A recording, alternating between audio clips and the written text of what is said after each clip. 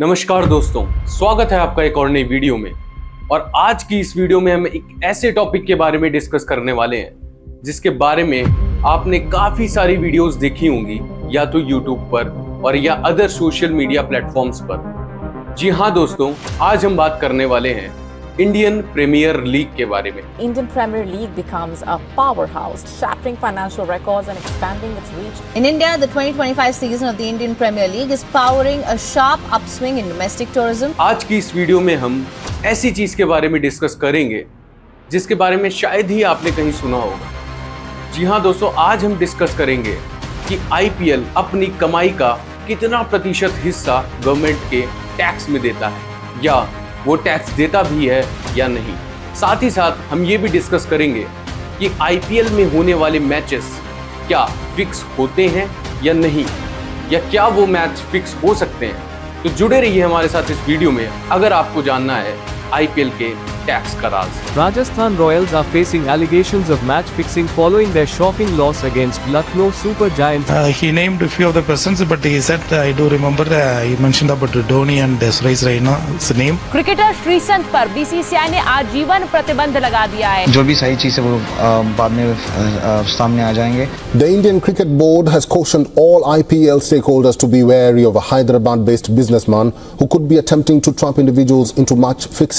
साल 2008 में आईपीएल का पहला मैच वानखेड़े स्टेडियम में खेला गया। आईपीएल ललित मोदी द्वारा स्टार्ट किया गया था और आज आईपीएल वर्ल्ड की सबसे बड़ी टी20 प्रीमियर लीग है। मुंबई की ट्रॉफीज हो, सीएसके का विसल पोडू हो या फिर आरसीबी का फैन बेस, आईपीएल अब हर घर का हिस्सा है। लेकिन आईपीएल की इस चमक धमक के पीछे IPL fixing, revenue and taxes जैसे मुद्दे भी उतने ही तेजी से सामने आते हैं। दोस्तों, आईपीएल एक फाइनेंशियल एम्पायर बन चुका है। आईपीएल की ब्रांड वैल्यू 2024 तक आते आते 1 लाख करोड़ रुपयों से भी ज्यादा हो चुकी है, जिसमें से 48,390 करोड़ तो सिर्फ मीडिया राइट्स ही हैं। लेकिन ये सच आपको हैरान कर देगा कि आईपीएल की इतनी ज्यादा कमाई के बावजूद बीसीसीआई गवर्नमेंट को 0% टैक्स देता है। जी हाँ दोस्तों, यानी कि 0 टैक्स। आखिर ये कैसे हो सकता है, चलिए समझते हैं। Income tax act section 12A के अंडर बीसीसीआई ये कहता है कि वो आईपीएल प्रॉफिट कमाने के लिए बिल्कुल नहीं करते, बल्कि क्रिकेट के डेवलपमेंट को और ज्यादा बढ़ाने के लिए करते हैं। यानी कि क्रिकेट का प्रचार करने के लिए आईपीएल खेला जाता है। 2021 में इनकम टैक्स ट्राइब्यूनल ने भी यही कहते हुए कहा था कि आईपीएल से आने वाले जितने भी पैसे हैं वो बीसीसीआई क्रिकेट के डेवलपमेंट के लिए लगाता है, तो उसको टैक्स में एग्जेम्पशन मिलना चाहिए और एक चैरिटेबल ऑर्गेनाइजेशन का स्टेटस मिलना चाहिए under section 12A of income tax act. लेकिन जब आईपीएल में बॉलीवुड स्टार्स, बड़े बड़े ग्लोबल ब्रांड्स और कॉर्पोरेट जायंट्स इन्वॉल्व होते हैं, तो क्या अब भी ये एक चैरिटी है? आइए जानते हैं कुछ फिगर्स को। जैसे 2023 में बीसीसीआई ने आईपीएल से लगभग 5,000 करोड़ का सरप्लस बनाया और साथ ही साथ 11,770 करोड़ की इनकम जनरेट की। अगर इस इनकम में 40% इनकम टैक्स लगाया जाता तो इससे 15,000 करोड़ का रेवेन्यू जनरेट हो सकता था। इतने में देश में 10 नए एम्स और आईआईटीज बन सकते थे। लेकिन बीसीसीआई कहता है कि ये पैसा वो क्रिकेट के डेवलपमेंट और ग्रास रूट प्रोग्राम्स के लिए खर्च करते हैं। लेकिन क्या ये खर्चे ट्रांसपेरेंट है? जब देश में एजुकेशन और हेल्थ केयर के लिए कमी है, तो इंडिया की सबसे बड़ी लीग टैक्स फ्री क्यों? गवर्नमेंट को आईपीएल से बहुत ही कम रेवेन्यू जनरेट होता है, वो भी प्लेयर्स की सैलरीज के टैक्स पर। 2025 के आईपीएल ऑक्शन में गवर्नमेंट ने 89 करोड़ रुपयों का टीडीएस कलेक्ट किया। जीएसटी भी देखे तो 2022 से 2024 के बीच में गवर्नमेंट ने सिर्फ 2,000 करोड़ रुपए ही जनरेट किए। लेकिन बीसीसीआई की टोटल प्रॉफिट्स के आगे ये फिगर्स कुछ भी नहीं है। क्या एक ग्लोबल कॉमर्शियल लीग को टैक्स फ्री होना चाहिए? मेरी राय में तो बिल्कुल भी नहीं। बीसीसीआई का टैक्स एग्जेम्पशन देश के लिए एक बड़ा सवाल है। क्या ये इक्वालिटी है?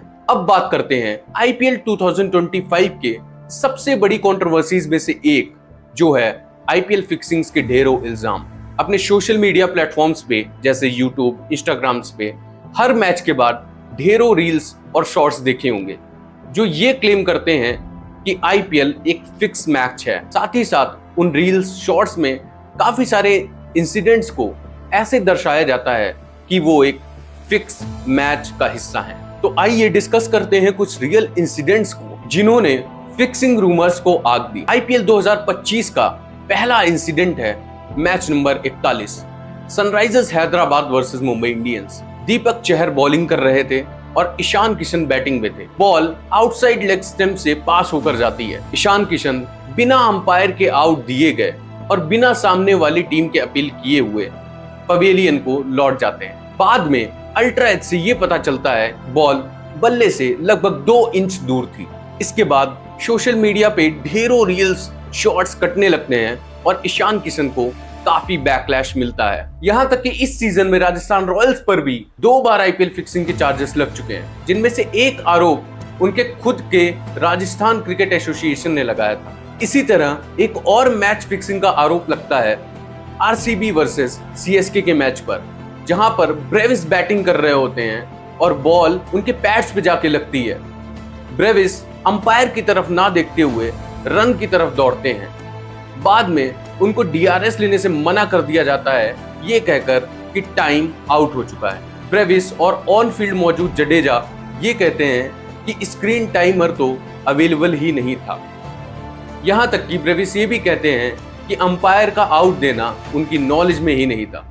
तो यहां पर क्या अंपायर की गलती थी या एक मैच फिक्सिंग? इसके बाद इस इंसिडेंट की काफी सारी रील्स कटने लगती हैं। ये मैच एक ऐसे मैच से कंपेयर किया जाता है जहां पे रोहित शर्मा को टाइम आउट होने के बावजूद भी डीआरएस लेने दिया गया था। इन सभी इंसिडेंट्स के बीच हम आईपीएल की हिस्ट्री में सबसे बड़े स्पॉट फिक्सिंग के इंसिडेंट को कैसे भूल सकते हैं, जिसमें राजस्थान के श्रीसंत और चेन्नई के गुरुनाथ पकड़े गए थे। इन्होंने स्पेसिफिक ओवर्स और रन्स पे फिक्सिंग की थी, जिसके बाद आईपीएल की क्रेडिबिलिटी पर एक बड़ा सवाल उठ गया था। इस इंसिडेंट के बाद बीसीसीआई ने दोनों टीम्स को 2 साल के लिए सस्पेंड कर दिया और साथ ही साथ काफी सारे कड़े कदम उठाए, जिनमें से एक एसीयू बनाना था, जिसका मतलब है एंटी करप्शन यूनिट। साथ ही साथ प्लेयर्स की मॉनिटरिंग पे भी काफी ध्यान दिया गया। दोस्तों, इन सभी इंसिडेंट्स के साथ हमें यह समझना बहुत जरूरी हो जाता है कि आईपीएल फिक्सिंग इतना भी आसान नहीं है। एक लाइफ टाइम बैन के साथ साथ जेल भी हो सकती है। साथ ही साथ बीसीसीआई का एंटी करप्शन यूनिट सारे प्लेयर्स की मॉनिटरिंग करता है। उनके फोन्स, बैंक अकाउंट्स और सोशल मीडिया भी टाइमली चेक किए जाते हैं। तो दोस्तों, अगर मेरी राय माने तो ईशान किशन का वॉक ऑफ शायद स्पोर्ट्समैन टी या कंफ्यूजन था। आरआर की हार आवेश खान की शानदार बॉलिंग का नतीजा हो सकती है। हमें यह समझना होगा कि क्रिकेट एक ह्यूमन लेड गेम है, जिसमें गलतियां होना स्वाभाविक सी बात है। इन गलतियों को फिक्सिंग का नाम दे देना गलत होगा। सोशल मीडिया पे मौजूद ढेरों रील्स फिक्सिंग के इल्जाम लगाती हैं, लेकिन मेरी राय माने तो फिक्सिंग इतनी आसान नहीं। 2025 में बीसीसीआई ने हैदराबाद के एक बिजनेसमैन को वार्निंग भी दी थी, जो कि प्लेयर्स को फिक्सिंग के रिगार्डिंग अप्रोच कर रहा था, जो कि ये दिखाता है कि बीसीसीआई इन मामलों में काफी ज्यादा एक्टिव है। बीसीसीआई खुद की क्रेडिबिलिटी को ऐसे वैनिश नहीं होने देगा। तो अगर आपको फिक्सिंग का शक है तो बीसीसीआई के एंटी करप्शन यूनिट को रिपोर्ट करो, ना कि सोशल मीडिया पे बेकार की अफवाहें फैलाओ। बीसीसीआई का टैक्स एग्जेम्पशन हो या फिर आईपीएल के फिक्सिंग, हमें हमेशा अपने प्रिजम्पशन से ज्यादा एक कंक्लूसिव प्रूफ की तरफ बढ़ना चाहिए। तो दोस्तों, आपका क्या सोचना है इसमें? बीसीसीआई को टैक्स एग्जेम्पशन मिलना चाहिए या नहीं? क्या आईपीएल मैचेस फिक्स होते हैं या नहीं? अपनी राय कमेंट सेक्शन में जरूर दें और वीडियो देखने के लिए धन्यवाद।